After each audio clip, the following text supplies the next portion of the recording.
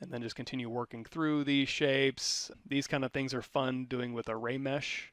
Like anything round and circular with array mesh is easy and fun to do. So for example, if we go in here to like a cylinder, make polymesh 3D, how are we doing on time? Ooh, we're getting towards the end. All right, so if you want to just do Dynamesh radial symmetry, which is fine, you can go through here, you can just Dynamesh this thing, and then now instead of going through here and doing like, oh, let me trim dynamic. Oh, and if you want to get rid of this faceting, easy way to do that. Also, if you want to get rid of these extra lines without going to initialize, you can go in here to edge loop, delete loops. We can shrink this down. I like to just do a polygroup, group by normals, and then crease PG, which is in here. You can also hover over an edge, and you can like crease, edge loop complete. If you want to see what this looks like, you can hit D, and we're going to get to this later. You can do dynamic subdivisions to kind of preview it, Shift D to go out. If you want to, you can apply those dynamic subdivisions, and then now, when you turn off blur, turn off project, Dynamesh this, hit no, we don't want to freeze our subdivision levels, now we'll get no faceting. And now instead of in here, going through here and being like, I want to trim, I want to put a little bevel on here and sculpt one. Of course, you could Z modeler a bevel. It's easy, just hover over, oops, let's go back down to subdivision level 1. We can do like a bevel edge loop complete. You can drop a bevel in here, and now if you do a crease polygroup in D, that's the thing you'll get. However, you do Shift D, you can also do like, we can bevel this edge here, and then we can go in here to insert multiple edge loops, interactive elevation, and you can just pull on this and you can do, oops, interactive elevation.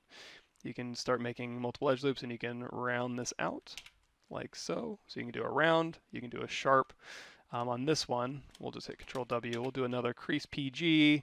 We'll hit D for our dynamic preview. So now we've got a rounded corner on this edge, a sharp one on this edge. If I like it, apply it, Dynamesh it. And then now if I want to do some weird stuff to this, we can hit X symmetry, and that's going to be X symmetry this way. We can do under the transform menu. Whoops. Let's grab this over on this side. Come on, Mike. Transform menu. We have activate symmetry. We can do X and Y symmetry. So it's going to go top to bottom, X, Y, and Z symmetry. So it's going to go this way, that way, and top to bottom. Or you can do radial symmetry in the Y direction in this case, because our floor is Y up. So in the Y direction, we can go through here and use radial symmetry. You can crank this radial count up a lot, and now you can go through here with like your standard brush, and you can just start carving in. You can go to your clay brush, you can do some like softer or layout. You can go in here and smooth. You can go in here with trim dynamic. You can sharpen these up a little bit. You can go in here to H polish and sharpen these up a little bit. You can hold down Alt. Start getting that. We can go down here to like maybe say 16. You can cut in little divots if you want to, or you can even use your clip brush.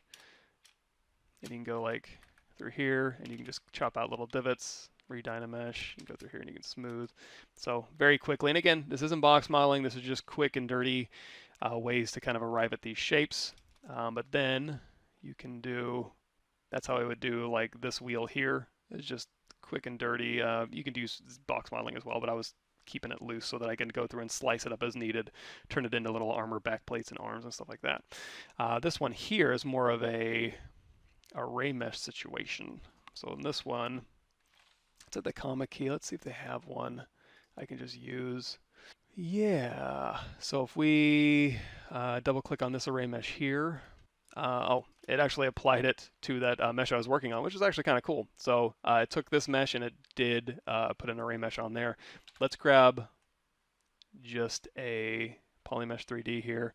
I'm going to go down here to initialize, and we'll do a Q cube. And I like to do a deformation unify just to make it ZBrush scale. We'll go ahead and shrink this down a little bit. And now if I want to go to array mesh and just do this my own, I can go into array mesh. And now we can turn on array mesh, and I like to do lock position, lock size, transpose. Transpose line, we have to hit Y, so I can get my transpose line. This is old school ZBrush stuff. So we'll do a repeat of like, say, 16, and we'll do a rotate amount, X amount. Let's do a Z amount of, say, 360 degrees. And then the pivot, you can go and set your pivot, or you can just grab this little yellow thing right here, and that'll set your pivot where you want to.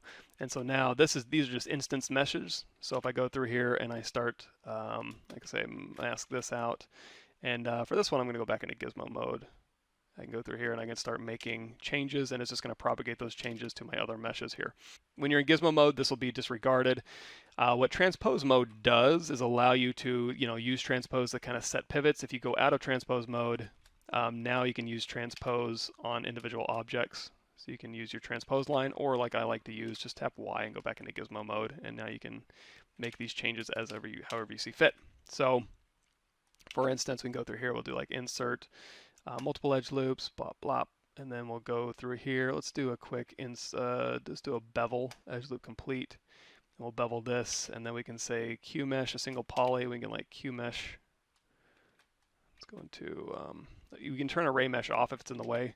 And I'm actually going to go through here. We'll do insert single edge loop, hold down Alt, and then we'll just like Q mesh, single poly, and we'll just pull through. You can also turn on symmetry in this case, because our symmetry plane, we're not Z forward, which I should have checked on. That's okay. We can turn on symmetry in the Z direction. So then we can just pull these through, and then we can Q mesh a poly, hold down Shift, and we can pull along that surface normal. And again, we can do like a slide edge here, and you can just box model to your heart's content, whatever you want to do.